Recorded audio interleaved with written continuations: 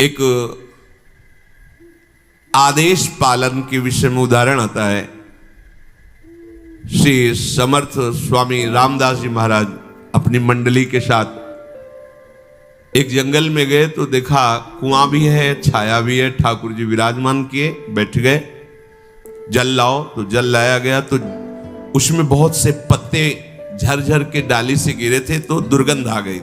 इतना सुंदर जल जंगल में है, अगर ये दोष रहित हो जाए तो बहुत से प्राणियों के पीने योग्य हो जाएगा। अच्छा, 20 शिष्य थे।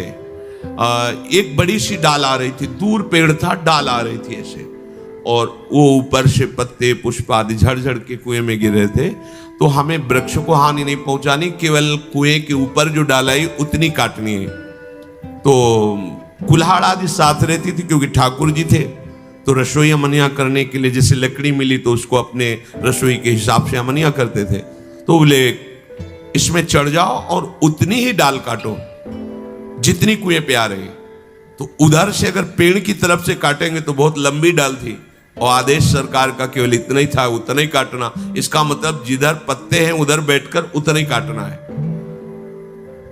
तो वहां वकील महाराज जी जो काटेगा तो मर ही जाएगा, कुएं में जाएगा। बोले इससे हमें कोई मतलब नहीं।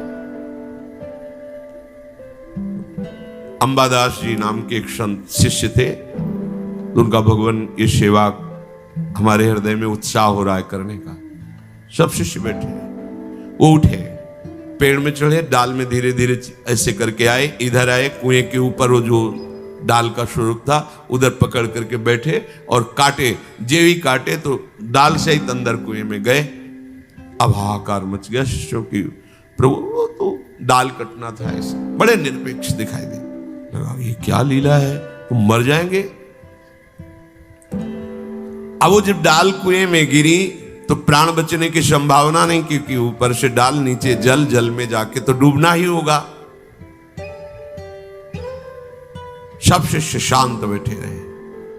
थोड़ी देर में देखा कि श्री राम जय राम, जय जय राम, श्री राम जय, दिव्य तेज कुएं से प्रकट हुआ और भगवत पार्षद उनको ऊपर ला करके, डाल भी बाहर, पत्ते भी बाहर, पानी अमृत जैसा सुगंधित, और वो शिष्य दिव्य तेजों में। तो उनका बड़ी देर लगा दी ऊपर आने में।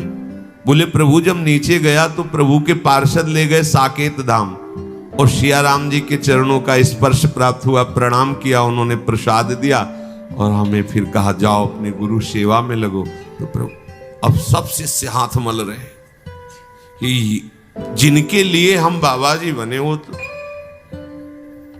समर्पण, बड़ी से बड़ी कठोर आज्ञा में भी बड़ा रहस्य छुपा हुआ है। बस कोई मान ले तो सब तरस गए कि सिया राम जपते हैं, एक बार भी झांकी नहीं मिली, चरण छू के आ रहे, कहे गुरु आज्ञा में प्राण समर्पण।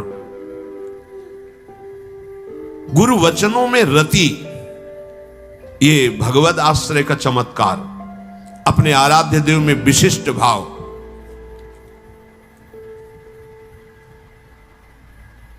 जिसने भगवान नाम को और भगवत आश्रय को स्वीकार कर लिया उसे कभी कहीं भी कोई डिगा नहीं, और उसके सामने छल कपट नहीं चल पाएगा।